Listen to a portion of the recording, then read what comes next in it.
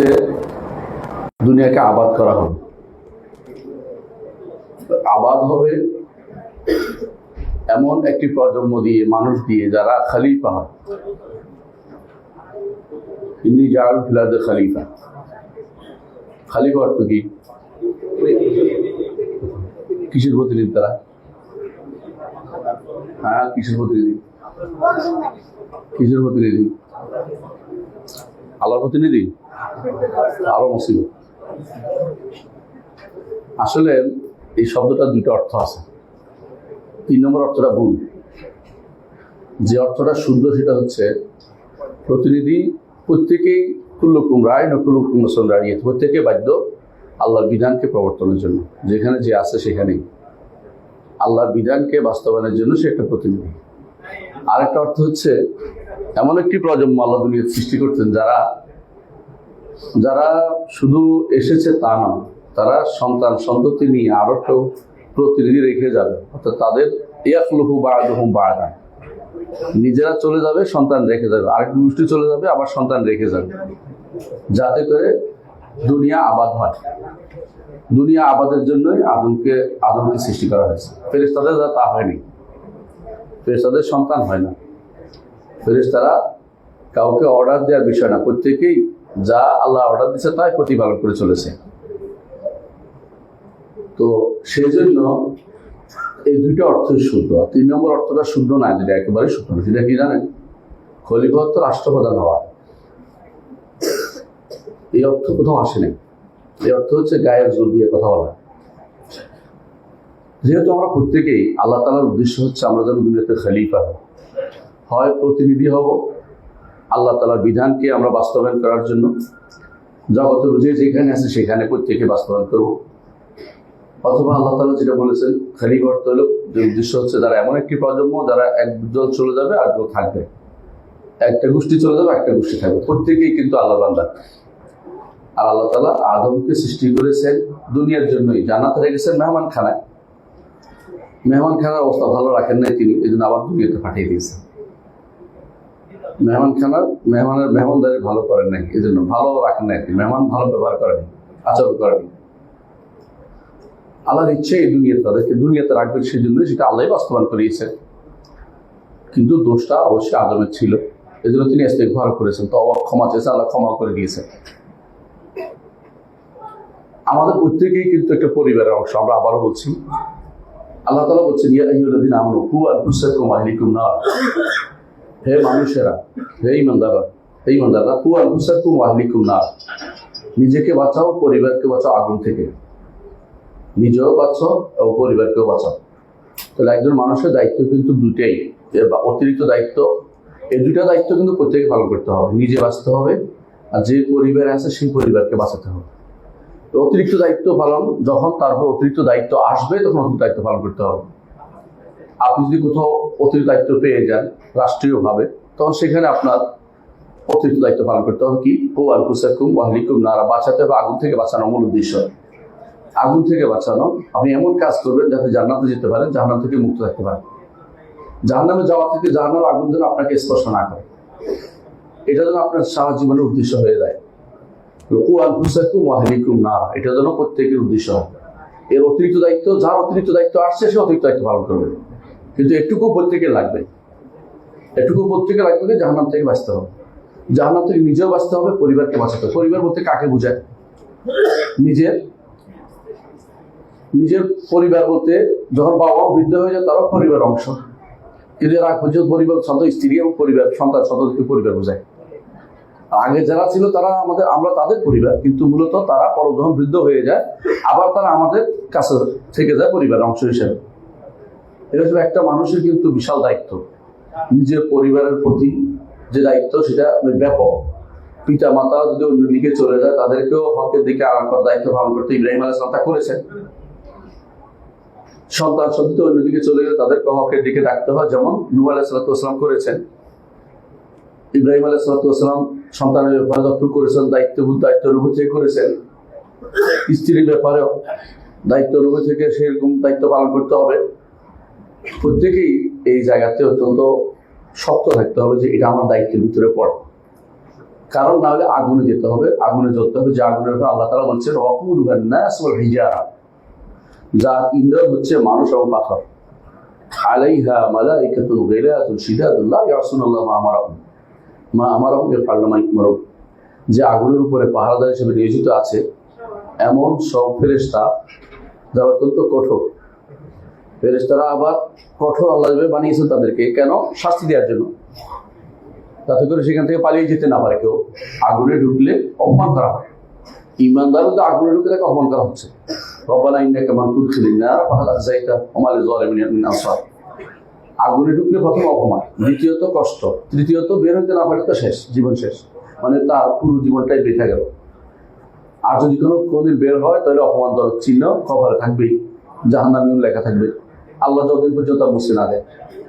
আর জাহান্নামে পড়া মাত্রই সে আগুন সহ্য করার ক্ষমতা মানুষের নাই, সুতরাং তাদেরকে জাহান্নাম থেকে বাঁচতেই হবে। আল্লাহ যা নির্দেশ দিবে তাই শুধু ফেরেশতারা পালন করে, সুতরাং তার বেরোতে পারবে না কেউ। এর মধ্যে দেখেন আল্লাহ তাআলা আরো নির্দেশ দিয়েছে পরিবারের ব্যাপারে, ওয়া'মুর আহলাকা বিস-সালাতি ওয়াসতাবির আলাইহা লা নাসআলুকা রিজকান নাহনু নারযুকুকা ওয়াল আকিবাতু লিত-তাকওয়া। আর তোমরা তোমাদের পরিবারকে সালাতের নির্দেশ দাও। সালাত এমন একটি ইবাদত, যে ইবাদতের মধ্যে একসাথে সবগুলি আসে, একসাথে সবগুলি আসে। সালাতের মধ্যে কি আছে? আকীদা আছে, সালাতের মধ্যে তারবিয়া আছে, সালাতের মধ্যে আল্লাহর দাসত্ব আছে, সালাতের মধ্যে আল্লাহর তাসবিহ আছে, সালাতের মধ্যে আল্লাহর উলু স্বীকৃতি আছে, আজমতের স্বীকৃতি আছে, সালাতের মধ্যে আল্লাহ তাআলার যত ইবাদতের মৌলিক জিনিসগুলো সালাতের মধ্যে আছে। এই জন্য সালাতে থাকতে হবে, নিজের সন্তানকে সালাতে রাখতে হবে, আর ওয়াসতাবির আলাইহা, এর উপর সবর করতে হবে, লেগে থাকতে হবে, সবর, যে ছাড়াছাড়ি নেই, কোনো ছাড়া যাবে না। লা নাসআলুকা রিজকান, আল্লাহ তাআলা বলছেন আপনার কাছে রিজিক চাই না, নাহনু নারযুকুকা, আপনাকে আমরাই রিজিক দেই, অর্থাৎ আল্লাহ কারোর কাছে রিজিক চাই না। দুনিয়ার বুকে মানুষ কিছু করলে তাকে প্রতিদান চায়, আল্লাহ তাআলা প্রতিদান চায় না বান্দার কাছে, শুধু এটাই চায় বান্দা শুকরগুজার হোক, শুকরিয়া আদায় করুক। ওয়াল আকিবাতু লিত-তাকওয়া, যারা মুত্তাকি হবে তাদের পরিণতি ভালো হবে। তাহলে প্রত্যেকটি মানুষই কিন্তু পরিবারের সদস্য আল্লাহর নির্দেশগুলি প্রতিপালন করতে হবে। 3 নম্বর যেটা আল্লাহর নির্দেশ, রাসূলুল্লাহ সাল্লাল্লাহু আলাইহি ওয়াসাল্লাম বলেছেন, আলা কুল্লুকুম রাইন ওয়া কুল্লুকুম মাসউলুন আন রাইয়াতিহি, তোমরা প্রত্যেকে রাখা, প্রত্যেকেই রাখা, আর প্রত্যেকে তার রাখালিপনা সম্পর্কে তাকে জিজ্ঞাসা করা হবে। আমার প্রত্যেকে রাখা, দায়িত্বহীন নই। আর হাসিবতুম আন্নামা খালাকনাকুম আবাতান ওয়া আন্নাকুম ইলাইনা লা তুরজাউন, মনে করেছো যে এমনি সৃষ্টি করেছে, তা কিন্তু না, আল্লাহর কাছে ফিরে যেতে হবে, দায়িত্ব আপনাকে প্রশ্ন উত্তর দিতে হবে। মানে আপনাকে দায়িত্ব অনুভূতি আপনার ছিল কিনা, সেটা আপনি হয়তো মনে করছেন যে আমি দুনিয়ার বুকে পাগলের মতো চলে গেলেই কাজ হবে, তা কিন্তু না, সেখানে গেলে আপনাকে উত্তর দিতে হবে। আপনারা জানেন ভালো করে যে ঈমান আনার জন্য কিছু জিনিস করতে হয়, কিছু জিনিস অন্তরে ধারণ করতে হয়, কিছু জিনিস বলতে হয়, কিন্তু ঈমান চলে যাওয়ার জন্য কিছু না করলেও ঈমান চলে যায়। এর অর্থ হচ্ছে আপনি দায়িত্ব অনুভূতি আপনার থাকতে হবে, দায়িত্ব পালন করতে হবে। প্রত্যেকেই তার পরিবার প্রতি দায়িত্বশীল, এমনকি যে পরিবার বিয়ে করে না তারও দায়িত্ব আছে, পিতা মাতার প্রতি দায়িত্ব রয়েছে, আর যে বিয়ে করেছে তার পরিবারের দায়িত্ব রয়েছে। এই দায়িত্ব প্রত্যেকে অনুভব করতে হবে যে আমার দায়িত্ব রয়েছে। এবার বলে আমি যেমনি ইচ্ছে এমনি চলবো স্ত্রী, তা কিন্তু হবে না, সন্তান যেমনি ইচ্ছে এমনি চলবে, তা কিন্তু হবে না। আপনার দায়িত্ব বহন করতে হবে। আপনাকে দায়িত্ব বহন না করতে পারলে আপনি তাকে বিদায় করে দিবেন। দায়িত্ব মানে পারবেন না, সে যে অন্যায় উল্টা করে আপনাকে রাখতে, সব আপনার কথা শোনে না, তো তার সাথে আপনার কোনো শরীয়তে চলার কোনো অধিকার আপনার নাই। এই জন্য প্রত্যেকে আমরা বুঝতে পারছি 3টা জিনিস। একটা হচ্ছে পরিবার হচ্ছে মাসউলিয়া, দায়িত্ব, আর দ্বিতীয় হচ্ছে পরিবার হচ্ছে রাখালিপনা, দায়িত্বের পরে এটাকে আমার আদায় করতে হবে। 3 নম্বর হচ্ছে এটা আমানত তালিকা। এই 3টি জিনিসকে প্রত্যেকে তার পরিবার মধ্যে রক্ষা করতে হবে, যে আমি মাসউল, আমি দায়িত্বশীল, আর আমি এদের লালন পালন করবো, আর আমি আমানতদার, আমানতের খেয়ানত যেন না হয়ে যায়, আমানতের খেয়ানত যেন না হয়ে যায়। সন্তান সন্ততি আপনার কাছে আমানত, স্ত্রী পরিজন আপনার কাছে আমানত, এগুলো যেন নষ্ট না হয়। রাসূলুল্লাহ সাল্লাল্লাহু আলাইহি ওয়াসাল্লামের এই হাদিসটা আপনার মনে আছে, কাফা বিল মারই ইসমান আন ইউদাইয়া মা ইয়াকুত, যার দায়িত্ব লালন পালন দায়িত্ব কোনো মানুষের উপর রয়েছে, সে যদি কোনো তার পরিবারকে রেখে পালিয়ে বেড়ায়, তাহলে এটার জন্য গুনাহ হওয়ার জন্য এটাই যথেষ্ট। বিশাল দায়িত্ব এটা। এই দায়িত্ব অনুভূতি অনেক আগেকার দিনের মানুষকে পালিয়ে বেড়াতো, যে বিশাল দায়িত্ব, এটা কিভাবে গ্রহণ করবো। অনেকে সেটা সহযোগিতা করতো, এবারে স্ত্রী তাকে সহযোগিতা করতো। দায়িত্ব অনুভূতি এটা বিশাল দিন। দায়িত্ব নাই, আপনি মনে করছেন যেভাবে দায়িত্ব তা করে বেড়াবেন, এটা আসলে ইসলামী শরীয়তের দৃষ্টিভঙ্গি না। প্রথম যে মনে করতে আপনাকে যে আমার দায়িত্ব রয়েছে, অনুভূতিটা আপনার মধ্যে আসতে হবে। আমি একজন দায়িত্ববান পুরুষ, আমি যে যা ইচ্ছে তা করে বেড়াতে পারি না, আমি দায়িত্ববান মানুষ। আমি এই দায়িত্ব আমার রবের প্রতি যেমন আছে, আমার পরিবারের প্রতি তেমন রয়েছে। প্রথম কাজ হচ্ছে রবের প্রতি দায়িত্ব পালন করা। সবাই এটা সবাই এটা মুখস্থ পারে, তো পরিবারের দায়িত্বটা অনেকেই ভুলে যায়। এই দায়িত্ব অনুভূতি থেকেই বিয়ের আগ থেকে দায়িত্ব শুরু হয়ে যায়। আপনাকে বিয়ে করার ক্ষেত্রে অবশ্যই যোগ্য দিনদার দেখে বিয়ে করতে হবে। পছন্দটা যেন দিনদারের মধ্যে থেকে হয়। রাসূলুল্লাহ সাল্লাল্লাহু আলাইহি ওয়াসাল্লাম কি বলেছেন? তুনকাহুল মারআতু লিআরবা, একটা নারীকে 4 কারণে বিয়ে করা হয়। বিয়ে করতে বলেছে এরকম না, বিয়ে করা হয় সাধারণত 4টা কারণ। একটা কি? তার সম্পদের জন্য, বংশের জন্য, অথবা সৌন্দর্যের জন্য, আর দিনদারির জন্য। রাসূল বলেছেন দিনদারিকে প্রাধান্য দিতে। অন্য বাকি সবগুলি যে কোনো সময় নষ্ট হয়ে যেতে পারে, যে কোনো সময় বিপদে ফেলতে পারে আপনাকে। যদি সে দিনদারি না থাকে, তার সম্পদ তার বিপদের কারণ হতে পারে। যদি দিনদারি না থাকে, সৌন্দর্য তার জন্য আরো বড় বিপদের কারণ হতে পারে, অহংকারী হয়ে যেতে পারে নারী। দিনদারি না থাকলে তার বংশ বিক্রি করে বেশি দিন খাওয়া যাবে না। দিনদারি সবার উপরে, দিনদারিকে রাসূলুল্লাহ সাল্লাল্লাহু আলাইহি ওয়াসাল্লাম সবার উপরে স্থান দিতে বলেছেন। সুতরাং আপনার দায়িত্বের মধ্যে একটা হচ্ছে প্রথমে আগে দিনদার স্ত্রী খুঁজবেন। সেই দিনদার মানে হচ্ছে ওই রাস্তায় রাস্তায় ঘুরে বেড়া সেটা না, ওই নারী যে ঘরে থাকে। বর্তমানে যে নারী ঘরে থাকবে সে নারী দিনদার। যে রাস্তায় ঘুরবে সে যতই সে দেখায় যে আমি তো তালিম করতেছি, তালিমের কাজ ভালো নয়। রাস্তায় ঘুরার নারী ভালো না। যে নারী ঘরে থাকে, দায়িত্ব পালন করে, ঘরের ভিতরে তার যতটুকু আল্লাহ বলেছেন অকারনা ফি বুয়ুতিকুন্না, তোমরা তোমাদের ঘরে অবস্থান করো, আল্লাহর নির্দেশ প্রতিপালন করতে, ঘরের বাইরে তার ভালো লাগে না, সেই নারী হচ্ছে দিনদার নারী মনে করতে হবে আপনাকে। সালাত আদায় করে, আল্লাহর হক আদায় করে, বান্দার হক আদায় করে, সেই ব্যক্তি অবশ্যই দিনদার নারী। দ্বিতীয় দায়িত্ব হচ্ছে আপনার তার মাহার দিবেন। আল্লাহ বলেছেন আতুন নিসা সাদাকাতিহিন্না নিহলা, মাহার দিবেন। একজন নারীকে মাহার দিবেন, মাহার দিয়ে বিয়ে করবেন। এই দুইটা দায়িত্ব বিয়ের আগেই। মাহার না দিয়ে অনেকে আছে বছরের বছর কাটিয়ে দিচ্ছেন। হাদিসে কিন্তু এটাকে অনেক জায়গাতে কঠিনভাবে বিবেচনার সাথে তুলনা করা হয়েছে, আপনারা জানেন, সই হাদিসে আসছে। তো অবশ্যই নিয়ত থাকবে যেন আমি দান করব, যদিও দিতে না পারেন অন্তত নিয়ত মাহার দেওয়ার চিন্তা ভাবনা আপনাকে রাখতেই হবে। যখন আপনি বিয়ে শাদী করবেন তখন কি দায়িত্ব? প্রথম কাজ হচ্ছে আপনি কাওয়াম হচ্ছে দায়িত্বশীল। আবার আপনি তার পরিবারের দায়িত্ব নেবেন, দায়িত্বশীল হবেন, তার দায়িত্ব নিতে হবে আপনাকে। মান কুতিলা দুনা আহলি ফাহুয়া শাহীদ, পরিবারের জন্য যদি কোনো যুদ্ধ করতে হয় যুদ্ধ করবেন, মরে গেলে আপনি শহীদ হবেন। এটা হাদিসের বর্ণনা, তাই না? আমি নিজ থেকে বলি। তাহলে বোঝা গেল যে পরিবারকে রক্ষা করার জন্য আপনার সবচেয়ে বড় ত্যাগ স্বীকার করতে হবে। এখানে আপনার পরিবার কেউ নিয়ে যাবে, আপনার পরিবারের সাথে কেউ আসে গুড় করবে, কথা বলবে, এগুলো আপনি সহ্য করতে পারবেন না। এগুলো আপনার ইমানের ভিতরে পড়ে না, ইমানের দায়িত্ব থেকে বাইরে। আল্লাহ তাআলা বলছে আর-রিজালু কাওয়ামুনা আলা নিসা, পুরুষদেরকে নারীদের উপরে দায়িত্বশীল করা হয়েছে দুটি কারণ। বিমা ফাদাল্লাহু বা'দাহুম আলা বা'দ, দুটি কারণ। একটা কি? আল্লাহ শ্রেষ্ঠত্ব দিয়ে পাঠিয়েছেন। এখানে কেউ আর কথা বলার অধিকার রাখে না যে আমি তো পয়সা দেই না, ওইটা দেই না, সে তো কিছু করার, এটা নয়। কিছু না করলেও সে আপনার নারী অবশ্যই স্বীকার করতে হবে যে আমার সাইয়্যিদ তিনি, আমার সাহেব তিনি। আগেকার দিনের বুড়ারা আমরা দেখছি ছোটকালে বলতেন সাহেব, আমাদের সাহেব আসছে। আর এখন তো নাম ধরে ডাকে। কয়দিন পরে নাম ধরে নেয়, এরপর আমার তো মনে হয় মুখ করে উঠবে। মানে এমন কঠিন অবস্থা যাচ্ছে যে এরপর জুতা দিয়ে ঠেলে ঠেলে ডাকে মনে হচ্ছে। মানে কঠিন অবস্থা হচ্ছে। এটা কিন্তু শরীর বলে না। নারীদের উচিত স্বামীকে সাহেবের মর্যাদা দেয়া। যেটা উম্মু দারদা রাদিয়াল্লাহু আনহা বলতেন, তার স্বামীদের কি বলতেন? তারা সাইয়্যিদ বলতেন। তারা উম্মু দারদা রাদিয়াল্লাহু আনহা বলেছেন, তা আমরা আমাদের সময় নারীদেরকে, আমাদের স্বামীদেরকে সাইয়্যিদ বলতাম। সাহেব যেটা বলেন না, সাহেব, আমাদের সাহেব, দেওয়ান সাহেব, অমুক সাহেব বলতেন সুন্দর করে। তাদের সেই সুন্দর সম্বর্ধনা থাকা দরকার আছে। নাম ধরে ডাকাটাকে হানাফি মাযহাবের বলা হয়েছে, মাকরু বলা হয়েছে, বেয়াদবি বলা হয়েছে। মাযহাবের বিরুদ্ধে বলছে ওই নেতা কারণ, কারণ এটা আসলে সব মাযহাবে নাম ধরে প্রয়োজনে নাম নিতে পারবে, নাম নেওয়া নিষেধ নেই। মুহাম্মদ রাসূলুল্লাহর স্ত্রীরা মোহাম্মদ ওয়াল্লাযী নাফসু মুহাম্মাদিন বিয়াদি বলতেন, কিন্তু নাম ধরে ডাকানো, এটা ইয়া মোহাম্মদ বলে কেউ ডাকে না। এগুলো কথা বলছেন কিনা? নিয়মও ছিল না ডাকা, কিন্তু এখন এটা একটা আম একটা বিপদ হয়ে দাঁড়িয়েছে যে নাম ধরে ডাকাডাকি শুরু হইতে করে পরস্পরের মধ্যে কি হয় না, পরস্পরের মধ্যে ভালোবাসা, পরস্পরের মধ্যে একে অপরের শ্রদ্ধা সম্মানটা থাকে না। এটা কখনো শরীর অনুমোদন করে না। এটা সুতরাং সে নিজে এটা প্রস্তাব বজায় রাখবে। যে ঘরে একটা শান্তি নাই, স্ত্রী যে ঘরে বেশি বাড়াবাড়ি করে, সেই ঘরে কিন্তু শান্তি হবে না কোনোদিন, সন্তান আরো খারাপ হবে। অবশ্যই বুঝতে হবে যে স্বামী যত খারাপই হোক, খারাপ মানে যত কিছুই করে না, টাকা রোজগার করে না, তারপর সে আল্লাহ তাআলা তাকে শ্রেষ্ঠত্ব দিয়েছেন। বিমা ফাদাল্লাহু বা'দাহুম আলা বা'দ ওয়া বিমা আনফাকু মিন আমওয়ালিহিম। দ্বিতীয় কারণ হচ্ছে সম্পদ তারা ব্যয় করে কার জন্য? স্ত্রীর জন্য। স্ত্রী কোনোদিনই স্বামীর মর্যাদা বুঝতে পারে না ততক্ষণ পর্যন্ত স্বামী মরে না যায়। স্বামী মরে গেলে বুঝতে পারে যে কি সম্পদ সে হারিয়েছে।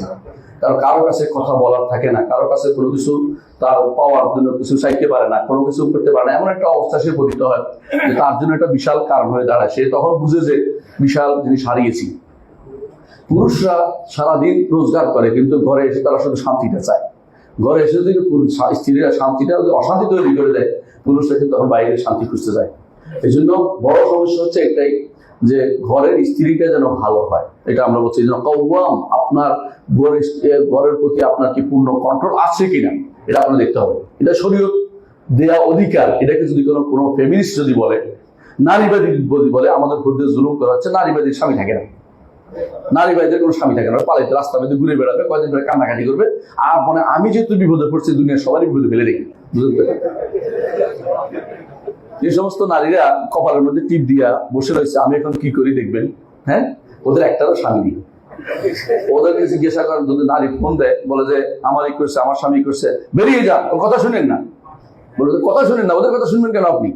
আর যদি বলে যে উনি তো আমার বসের কথা বলছি, স্বামীর কথা বলি না, তো ধৈর্য ধারণ করেন, আপনার চাকরির টাকা পয়সা থেকে আসে। এ হচ্ছে বর্তমান জগতের অবস্থা। এগুলি হচ্ছে সবগুলি বিভ্রান্তি। কওয়াম, অবশ্যই পুরুষরা স্বামী স্ত্রীদের উপরে কওয়াম থাকতে হবে, মানে তাদের আল্লাহ দেওয়া অধিকার এটাকে মেনে চলতে হবে। যদি স্বামীকে না মেনে চলা হয়, ওই ঘর শান্তিতে কোনোদিন ভরবে না, ওই ঘর শান্তি হবে। আপনার স্বামীকে মারার মতো টেন্ডেন্সি তৈরি করতে, প্রত্যেকটি নারীর উচিত স্বামীকে মানা। সে যত কিছুই হোক স্বামীকে মেনে, ইমান যদি থাকে তার স্বামীকে মেনে চলতে হবে। কিছুই করে না, কিছু কাজ করতে পারে না, পিঠা পারে না, ওইটা পারে না, কোনো দোষ ধরবেন না, আপনি করে ফেরুন। আব্দুল্লাহ ইবনে মাসউদ রাদিয়াল্লাহু আনহু, তিনি অনেক কাজ করতে পারতেন না, কিন্তু জায়নাব তার স্ত্রী, উনি কিন্তু অনেক কাজ করতেন। এমনকি জায়নাব রাদিয়াল্লাহু আনহা তিনি বাইরে টান করতেছিলেন, তার স্ত্রী এসে বললেন যে, তুমি বাইরে না দিয়ে আমাদের দাও, আমরা গরিব মানুষ। কে বললেন? আব্দুল্লাহ ইবনে মাসউদ রাদিয়াল্লাহু আনহু। তিনি যাই রাসূলুল্লাহ বলেছেন, ইয়া রাসূলুল্লাহ, আমি বাইরে দান করতে চাই, কিন্তু আব্দুল্লাহ ইবনে মাসউদ নিয়ে দিতে চায়। বলে, তুমি তোমার স্বামীকে দিলে তার বেশি সওয়াব হবে। রাসূল বলেন না যে হে কাম করে না, তুমি দিবে কেন? বলেন নাই। এই জন্য স্বামীদের উচিত কওয়ামের ভূমিকা পালন করা, যে আমি পরিবারের একজন কি রক্ষক। এই নয় যে আমি যা ইচ্ছা তা করে পারবো, এটাও না, জুলুম করার জন্য আমরা বলছি না, কিন্তু পরিবারের রেআয়া তার দায়িত্বের ভিতরে পড়ে, তাকে দেখাশোনার দায়িত্ব তাদের ভিতরে পড়ে। 4 নম্বর যে কাজটি হলো ইনফাক, খরচ করার দায়িত্ব। আল্লাহ তাআলা বলছেন লিয়ানফিকু যু সাআতিন মিন সাআতিহি, প্রত্যেকে তার অবস্থা অনুসারে কি করবে? খরচ করবে। ওমান কুদিরা আলাইহি রিজকুহু ফালিয়ুনফিক মা আতা আল্লাহ, যাকে যা কম সে কম ব্যয় করবে, কিন্তু খরচ করবে। স্বামীরা স্ত্রীদের জন্য খরচ করবে। কি খরচ করবে? নাফকা দিবে, সুকনা দিবে, থাকার জায়গা দিবে, খাবারটা দিবে। কথা বলছেন কিনা? এই দুইটা ইনফাক করবে, পবিত্র রাখবে, তাকে পবিত্র রাখার জন্য যত্ন করে তাকে সেটা করবে। অবশ্যই তাকে পবিত্র রাখে, নিজে পবিত্র থাকবে, তাকেও পবিত্র রাখবে। সুতরাং এটা অবশ্যই গুরুত্বপূর্ণ একটি অধিকার, যেটা তার সন্তানরা, স্ত্রী তার উপরে পাবে। আরেকটি জিনিস হচ্ছে, স্ত্রী তার কাছে সম্মান পাবে। সেই সম্মানটা কি? ঘরের ভিতরে যে কোনো কাজে তার পিছিয়ে লেগে থাকা উচিত না। কথা বলেন কিনা? লবণ বেশি দিছ, তরকারি কম দিছ, ওইটা কম দিছ, ওইটা বেশি দিছ, এগুলো লেগে থাকা হচ্ছে এটা সবচেয়ে নিকৃষ্টতম পুরুষের কাজ। রাসূলুল্লাহ সাল্লাল্লাহু আলাইহি ওয়াসাল্লাম কি করতেন? কোনোদিন কোনো মা আবাত আমার খাবারের কোনো দৌড় ধরতেন না। পছন্দ হলে খাইতেন, না হলে খাইতেন না। এই অভ্যাস তৈরি করা আপনার মধ্যে আসা উচিত। তো ঘরের ভিতরে তাকে পূর্ণ স্বাধীনতা দিবেন, তার চলাফেরা, তার তথ্যগুলো দরকার মধ্যে।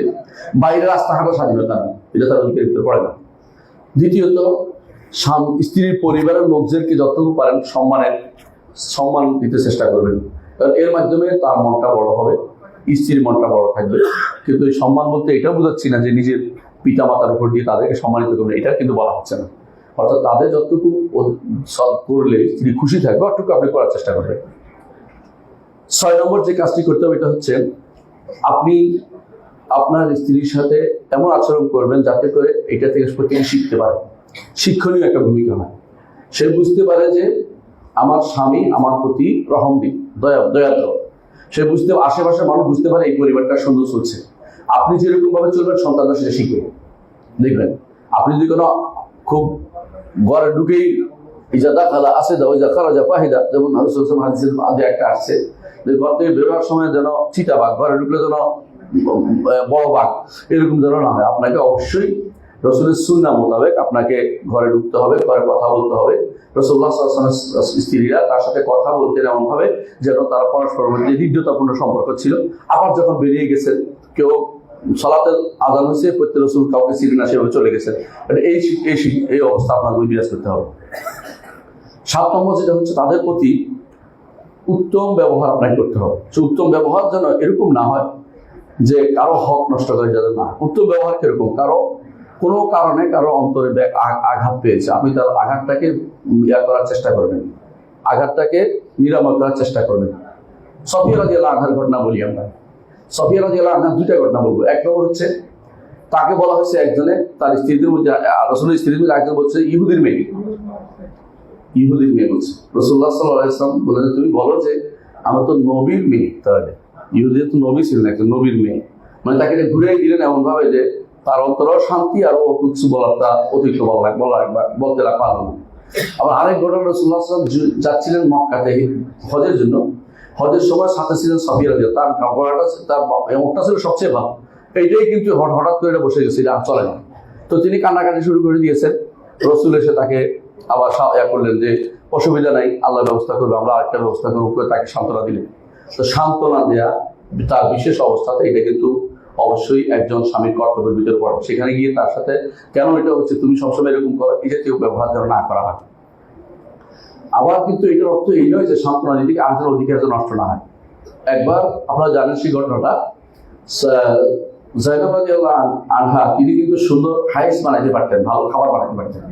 তো আয়েশা রাদিয়াল্লাহু আনহার কাছে রাসূল ছিলেন, এমন সময় তিনি খাবার বানিয়ে পাঠিয়েছিলেন। আয়েশা রাগ করে আয়েশা রাদিয়াল্লাহু আনহা আঘাত করে ভেঙে ফেললেন। রাসূলুল্লাহ সাল্লাল্লাহু আলাইহি ওয়াসাল্লাম দুই দিকে ধরে নিয়ে তার আসহাবে সোফাকে বলে ফেললেন, কুলু, তোমরা খেয়ে নাও, গারাত উম্মুকুম, তোমাদের মা রাগ করেছেন, তোমাদের মা অত্যন্ত গায়রত আসছেন, আত্মমর্যাদা বোধ করেন, আমার এখানে কেন আরেকজন খাবার দিন, আমার দিন। তো এই জন্য তিনি ধরেছিলেন, সবাই খেয়ে ফেলেছে। তারপর এসে বললেন, আয়েশা তোমার ভালো প্লেটটা ওকে দিয়ে দাও। কেন? তুমি আরেকজন হক নষ্ট করতে পারো না। এটা আপনার খেয়াল রাখতে হবে যেন আপনার ভালোবাসা যেন কখনো আরেকজনের ক্ষতির কারণ না হয়ে যায়। আপনার যদি অন্য কোনো কারো অধিকার নষ্ট হয় এমন কিছু আপনি সহ্য করবেন না। 8ম যে কাজটি করবেন ঘরের কাজ, ঘরের স্ত্রীর সাথে সহযোগিতা করবেন। রাসূলুল্লাহ সাল্লাল্লাহু আলাইহি ওয়াসাল্লাম যখন ঘরে আসতেন স্ত্রীদের সহযোগিতা করতেন। আপনারও সেই কথা উচিত। হাদিসে আছে রাসূলুল্লাহ ঘরে যেয়ে কি করতেন, তো যে কোনো পরিবার যেভাবে আসে সেভাবে তাদের সহযোগিতা করতেন। রান্না হলে রান্না, যে কোনো কাজ জন্য তাদের সহযোগিতা করতেন। এটা হাদিস দ্বারা প্রমাণিত। 9 নম্বর, পরিবারের চ্যাপ্টার শেষ করেছি আমি, এখন আর স্ত্রীর চ্যাপ্টার, ছেলেদের চ্যাপ্টার দিয়ে আসি। সন্তানদের প্রতি আপনার কি কর্তব্য রয়েছে? 1 নম্বর কর্তব্য হচ্ছে তাদেরকে আকিদাগতভাবে তাদেরকে পরিশুদ্ধ করা। এটা আপনার প্রথম দায়িত্ব। এই জন্যই হতে পারে, এটাও অন্য কিছু হতে পারে, আমরা কোনো সব নির্ধারণ করে দিচ্ছি না। তবে আপনারা জানেন যে আযানের ইকামতের মাসআলাটা আছে, যদিও হাদিসটা দুর্বল অনেকে বলে। ইবনে কাইয়িম রাহমাতুল্লাহ আলাইহি বলেছেন যে হাদিসটা আমলযোগ্য। এটা কোনটা? কানে আযান দেওয়ার মাসআলাটা। তো কানে আযানের মধ্যে প্রথম দুনিয়াতে আসার পরে আপনার সন্তানের প্রতি আপনি কি ঢুকিয়ে দিলেন? আকীদাটা পরিশুদ্ধ করার নীতিটা ঢুকিয়ে দিলেন। এটাকে কেউ দুর্বল হচ্ছে আমি জানি না তা না, আপনাকে জেনে শুনে বলছি, এটা আমল করবেন। আমল করা কি আছে বৈধ তাজিম কাইয়িম রাহমাতুল্লাহ আলাইহি আমাদেরকে বলছে এটা করতে, কারণ এটার মধ্যে ফায়দা বেশি। ফায়দা হচ্ছে প্রথম তার ঘরে ঢুকবে কি তাওহীদের বাণী ঢুকবে, এবং তার মধ্যে রিসালাতের বাণী ঢুকবে।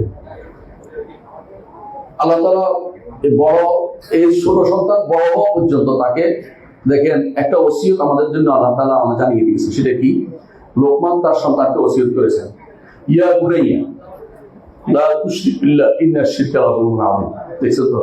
তাহলে ছোট বাচ্চাদেরকে প্রথম যে কাজটি করতে হবে, শিরিক মুক্ত রাখার চেষ্টা করতে হবে আপনাকে। শিরিক যদি থাকে তাহলে আপনি কিন্তু বিপদে পড়ে যাবেন। বর্তমান সময়ে শিরকের ছড়াছড়ি আছে।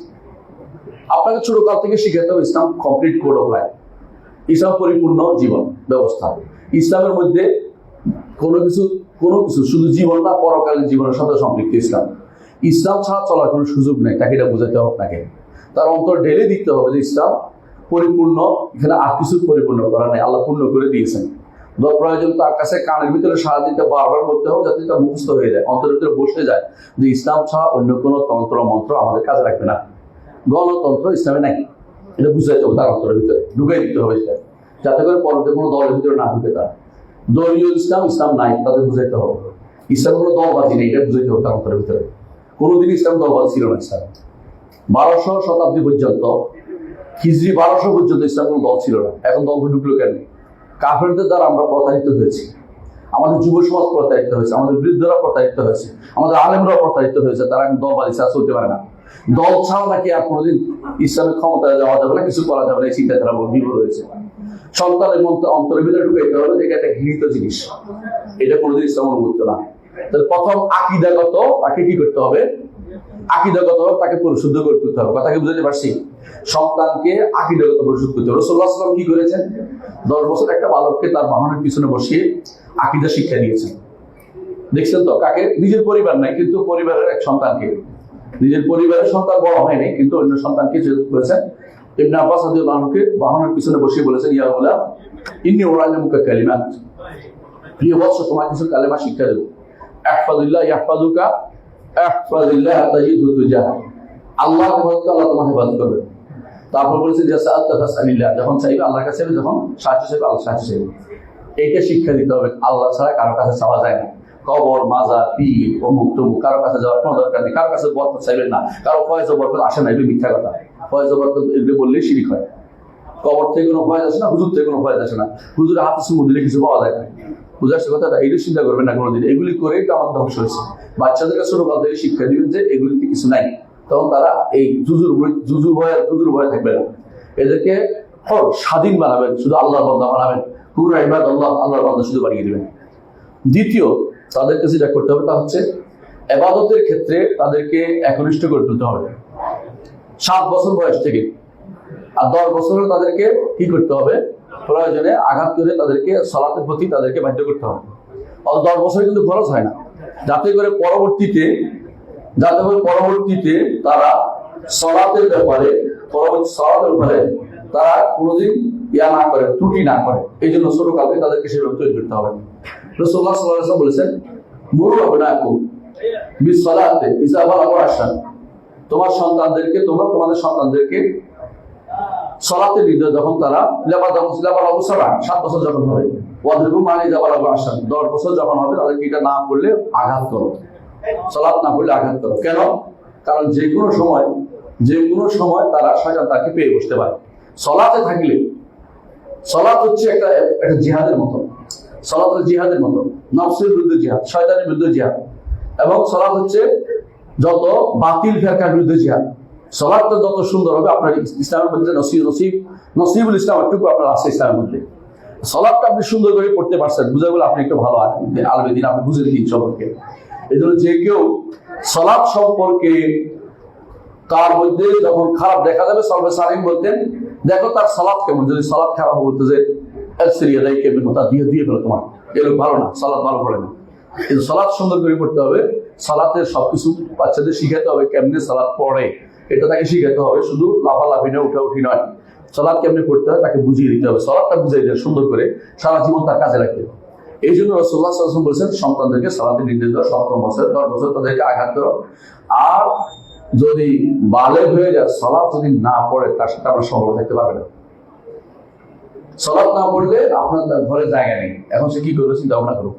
কথা কি বুঝতে পারছি? সালাতটাকে পড়তেই হবে। ইমানের পরেই সালাত, আর ইমানের সাথেই সালাত। সালাত সাথে কেন বলছি? আমরা আহলে সুন্নাত যেমন বিশ্বাস করি যে আমলও ইমানের অংশ, যে আমলটা ইমানের একেবারে সরাসরি অংশ, সেটা হচ্ছে সালাত। রাসূলুল্লাহ সাল্লাল্লাহু আলাইহি ওয়াসাল্লাম বলেছে, আল্লাহ তাআলা কোরআনে বলেছেন, ওয়া কানা ইউরিয়া ঈমানাকুম, এর তো বিসলাতাকুম, তাফসীর করেছে সবাই, এবং বুখারী রাহমাতুল্লাহ কিতাবুল ঈমান দেখেন, আপনি পাবেন এই বিষয়ে। তাহলে আপনি ইবাদতের ক্ষেত্রে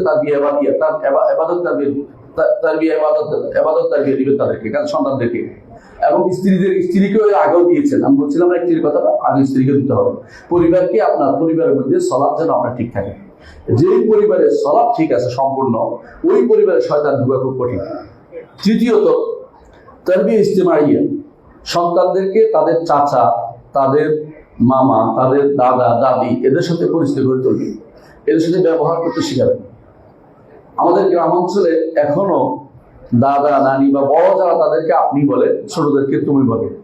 শহরে অভ্যাসটা খুবই খারাপ, সবাই তুমি শুরু করে দিয়েছে। এটা কোনোদিনই গ্রহণযোগ্য না। এটাকে পরিবর্তন করার চেষ্টা করবেন, এটা পরিবর্তন করার চেষ্টা করবেন। তাদেরকে শিখিয়ে দিবেন যে বড়দেরকে আপনি করে বলতে হয়, এটা আদব। এটাকে কোনো নেগেটিভলি দেখা উচিত না।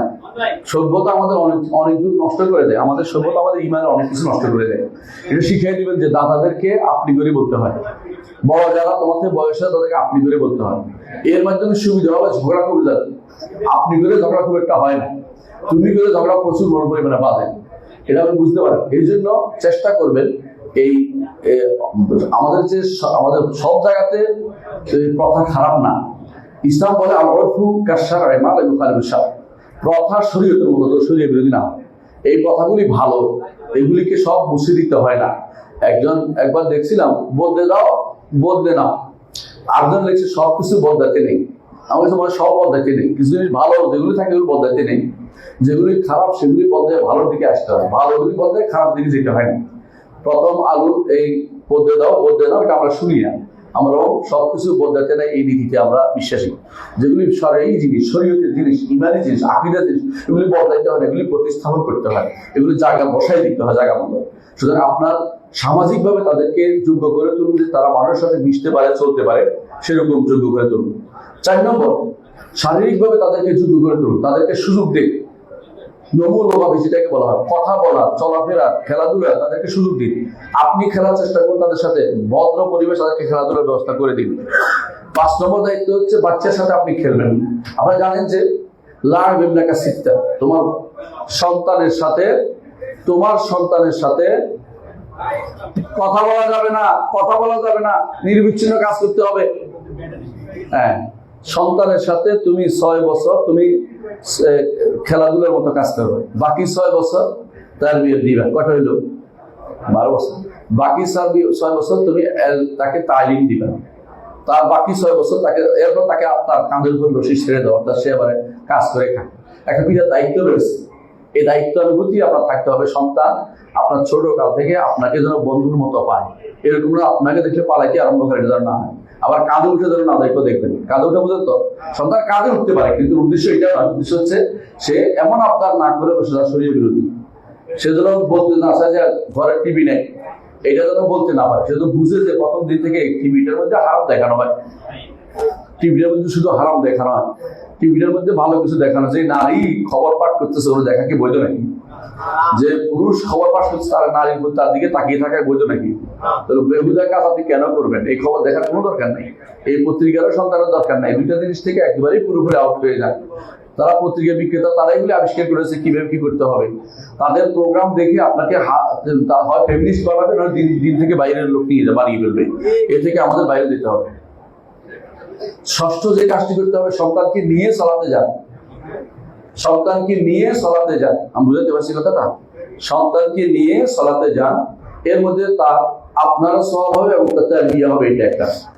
এটা তার বিয়ে হবে। 7ম কাজ করতে হবে, তার মধ্যে গুনার প্রতি ঘৃণা জাগ্রত করুন, গুনার কাজের প্রতি ঘৃণা জাগ্রত করুন। তাকে দেখবেন যে বলবেন যে এই যে মুখ খুলে হাঁটতেছে এরা ভালো কাজ করে না, এই যে রাস্তায় চলতেছে মানুষগুলি ভালো না, এই যে কারোর ছবি দেখা যাচ্ছে ভালো না। আপনার তার সামনে পত্রিকা রাখবেন না, যে পত্রিকাগুলি সবচেয়ে ছবি দেখা যায় মানুষের সেটা। আমার মনে পড়ে, আমি আমার উস্তাদ তাহিব রুবাইয়াত দাওসরির সামনে বসা ছিলাম, উনি পত্রিকাটা এক নজর পড়ে একেবারে কুটি কুটি করে হচ্ছে। আমি মনে করছি রাখলে আমি একটু দেখবো, আমারও দেখি অনেক আমি বলতেছে বাচ্চারা এগুলি পেলে খারাপ হয়ে যাবে, পত্রিকা রাখা যাবে, এভাবে রাখা যাবে না। খবরটা দেখে নিলাম, আপনি কুটি কুটি করে ফেলে দিচ্ছে, আপনি পড়তে না পারে মিলিয়ে পড়তে পারবেন এমন করে দিচ্ছে। কেন? তাদের এটা অনেকে আছে পত্রিকার এই মাথা থেকে ওই মাথা পর্যন্ত না পড়লে শান্তি হয় না। হ্যাঁ, একেবারে শুরু থেকে শুরু করে ওই সর্বশেষ পত্রিকাকে বের করেছে ওইটা পর্যন্ত পড়ে। এগুলি হচ্ছে বিভ্রান্তি, আপনার কাজ হয় না, বসে বসে পত্রিকা সব নষ্ট করে। এগুলি দিয়ে কোনো উপকার হয় না। বড় হলে যারা যখন ভালো মন্দ বুঝতে শিখবে তখন সবই শিকার সুযোগ হবে, কিন্তু ছোটকালে তাদেরকে পত্রিকার মধ্যে ছবির দিকে তাদেরকে কখনো তাদেরকে আকৃষ্ট করার সুযোগ না হয়, সে খেয়াল রাখবেন। সবচেয়ে গুণার প্রতি তার মধ্যে একটা, তাদের মধ্যে কিন্তু একটা গুণার প্রতি ঘৃণা তৈরি করে দিবে তাদের মধ্যে। 8 নম্বর, তাদেরকে প্রথম কাজ হলো কোরআন হেফজের জায়গাটা। কোরআন হেফজের জায়গাটা তাদেরকে প্রথম বলতে, আল্লাহর বাণী তোমার মুখস্থ অট্টুকু করবা, অট্টুকু তোমার সম্মান। তোমার সম্মান অট্টুকু দুনিয়াতেও নির্ধারিত হবে, আখিরাতেও নির্ধারিত হবে আল্লাহ কোরআনকে হেফজ করার মাধ্যমে। কথা বুঝতে পারছি? এটা তাদেরকে প্রথম দিক থেকে তোলেন যে তোমার সম্মান নির্ধারিত হবে আল্লাহর বাণী কতটুকু তোমার ভিতরে আছে। ফাইনা মানজিলাতাকা ইনদা আখির আয়াতিন তাকরাউহা, হাদিসে আছে রাসূলুল্লাহ বলেছেন কিয়ামতের দিন তোমার মর্যাদা ওই জায়গা হবে যে সর্বশেষ জায়গা তুমি যেটা তুমি পড়ে শেষ করতে পেরেছ, যতটুকু তুমি মুখস্থ করেছো অতটুকু তুমি যতটুকু পড়বা, হাসরের দিন অতটুকু ভুল করতে থাকবে তুমি। এটা তাকে অবশ্যই আপনি তৈরি করবেন। 9 নম্বর হচ্ছে তাকে অন্যকে সম্মান করাটা শিখাবেন। অন্যকে সম্মান করা, পাশের লোক আসছে মসজিদ, তাকে কিভাবে সম্মান করতে হবে শিখাবেন। তার জুতার উপরে জুতা না উঠে দেবে, তার কাঁধের উপর উঠে না যায়, এটা একটা সম্মানের ব্যাপার, তাকে শিখাবেন। ছোটকাল থেকে বাচ্চাদেরকে শিখাবেন অন্যকে কিভাবে সম্মান করতে হয়, অন্যের অধিকার কিভাবে সংরক্ষণ বাচ্চাদের শিখাবেন। কারো কিছু নিয়ে আসলে ছাড় দিবেন না, বলবেন না এটা ভুল করেছো, যাই মাপসে রেখে আসো। তুমি আনছো, আমার ছেলে আনছে বলে চুপ থাকবেন না, আমার ছেলে আনছে ভুল করেছে এই বলে আসবেন, নিয়ে যাবেন। ছেলে আর যেন কোনোদিন দ্বিতীয়বার এই কাজ না করে, তার সেজন্য মনে থাকে যে আমার বাবা আমাকে এটা নিষেধ করে দিয়েছে, আপনার করতে যাবো না এটা। এই জন্য কোনোদিনই তামাচাপা দিবেন না। সন্তানকে শিক্ষা দেওয়ার জন্য আপনার প্রয়োজনে তাকে প্রাথমিকভাবে অপমান করলেও অপমানটা করবেন, নিয়ে যাবেন, যে ভুল করেছে সে এটা নিয়ে আসছে, আমি আপনাকে দিয়ে গেলাম। এটা অভ্যাস আপনি করে তুলুন। 10 নম্বর যেটা করবে সেটা হচ্ছে তাকে শিখাবেন যে নিজের জন্য যেটা পছন্দ করে অন্যের জন্য তা পছন্দ করে। তুমি যেটা পছন্দ করো না তোমার ভাইয়ের জন্য এটা রাখিও না, তুমি যেটা পছন্দ করো তোমার অন্য ভাইয়ের জন্য এটা করিও না। এটা তাকে শিখাবেন। শিখাবেন প্রত্যেকেই তখন একে অপরের প্রতি ঈর্ষা আসবে, মানে এটা কি বলবে বলে, মানে অন্যকে প্রাধান্য দেওয়ার একটা প্রবণতার মধ্যে তৈরি হবে যে আমি যেটা পছন্দ করি না আমার ভাইয়ের জন্য কেন পছন্দ করবো, ভাই বা ভাইয়ের লোক সবার জন্য এটা পছন্দ করছে, এটা তুমি পছন্দ করো না তোমার দিন তুমি অন্য কেন দিচ্ছ। এটা তাকে বুঝাই দেবে প্রথম দিন থেকে, এটা বুঝতে পারে যেন আত্মগর্জিয়া না হয়, নিজের কি বলে এটাকে, নিজে যে বলে নিজে কি বলে আত্মকেন্দ্রিকতা তৈরি না হয়ে যায়, স্বার্থপর না হয়ে যায়, নিঃস্বার্থ যেন হয়, এটা তাকে শিখাবেন। 11 নম্বর হচ্ছে সিলাতুল আরহাম, আত্মীয়তা সম্পর্কে সব তাকে বুঝাবে যে আত্মীয়তা সম্পর্ক রক্ষা করতে হবে। 12 নম্বর হচ্ছে প্রতিবেশীদের প্রতি ভালো ব্যবহার, প্রতিবেশী ভালোবাসা শিখাবেন। আর 13 নম্বর হচ্ছে ফেতনার পিছনে দৌড়ায়, এটা তাকে সাবধান করে যে বর্তমান যুগে কি কি ফেতনা আছে। হাতের মুঠো যে ফোনটা এটা তাকে দিবেনই না, তাকে বলবো যে এটা তোমার জন্য না। টিভি যেমন দিবেন না, হাতের মুঠো ফোনটা দিবেন না। অনেকে আছে তাকে খুশি করার জন্য দিয়ে রাখছে, এখন তার চোখ শেষ, তার ইমান শেষ, সেইটা ছাড়া ঘুমিয়ে যাবে না, খাবে না, এটা ছাড়া কিছু করবে না। এইটা আপনি কোনোভাবেই দিবেন না, বরং এইটা সবসময় ঘরে গিয়ে এমন উপর রাখবেন যে সেও দেখতে পায় না।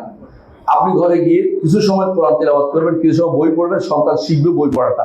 আর আপনি ঘরে গিয়ে যদি কোনো আপনি সারাক্ষণ তাকিয়ে থাকেন, সন্তানও এটা শিখবে কিভাবে বসে তাকিয়ে থাকতে হয় একটা জিনিসের দিকে, বাবা এটা করে আমি এটা করতে হবে। এই জন্য আপনার এটা তো ফেতনার পিছনে দৌড়ানো, তাদেরকে শিখাবেন যে এটা দৌড়ানো যাবে না। 14 নম্বর হচ্ছে তার মধ্যে আল্লাহ এবং তার রাসূলের ভালোবাসা তৈরি করে দিন, ভালোবাসা যেমন সেটা তৈরি করবেন। তাকে বলবেন যে যেগুলো অন্যায় হয়েছে ফিরে আসতে হবে কোরআন সুন্নাহর দিকে, তোমার এটা হচ্ছে আমি এখন দলিল দিচ্ছি কোরআন দিয়া। তাকে বুঝাবেন যে বাইরে যাওয়া যায় না, মা কানা লিল ওয়ালা মুমিনাতিন ইযা কাদাল্লাহু ওয়া রাসূলুহু আমরান আইয়াকুনা লাহুমুল খিয়ারাতু মিন আমরিহিম, যে নিজের মন মতো চলার অধিকার নাই, তোমাকে কোরআন সুন্নাহ দিয়ে ফিরে আসতে হবে। 15 নম্বর আমি আমার বক্তব্য শেষ করবো, সেটা হচ্ছে আল্লাহর দ্বীন নিয়ে ইতিজাজ, তাদের মধ্যে আল্লাহর দ্বীনের ব্যাপারে তাদের মধ্যে একটা আত্মমর্যাদাবোধ থাকতে হবে যে আমার দ্বীন আমার সব কিছু, দ্বীন নাই আমার কোনো মূল্য নাই। আমার দ্বীনের উপর থাকতে হবে আমাকে সারা জীবন, এই দ্বীনের বাইরে যাওয়ার কোনো সুযোগ নেই। এবং কোনো কিছু হইলেই তাকে বলে আপনি মুহাসাবা করবেন যেটা দ্বীনের মধ্যে নাই, যে ইসলামে নাই, তুমি যেটা করেছো এটা কোথেকে আসছো তুমি বলো, কোথায় দেখেছো। তো এইটা আমি সংক্ষেপে এটাই বললাম, খারাপ লোকদের সাথে মিশ্র দিতে পারবো না, খারাপ কিছু না শিখে। এর অর্থ হচ্ছে আপনার দায়িত্ব কর্তব্য কি পরিবারের প্রতি, এটা সংক্ষেপে আমি আলোচনা করেছি। এগুলি অনেকে ভালো জানা, আমার চেয়ে আপনারা ভালো জানেন, শুধু আমাদের শেখরা আরো ভালো বলতে পারবে ইনশাআল্লাহ। আমাদের যতটুকু মাথায় সবটুকু বলেছি, যেটুকু বলেছি এগুলো আল্লাহ কবুল করুন এবং এগুলি আমার আখিরাতের পাত্র বানিয়ে দিন। আমিন। আসসালামু আলাইকুম ওয়া রাহমাতুল্লাহি ওয়া বারাকাতুহু।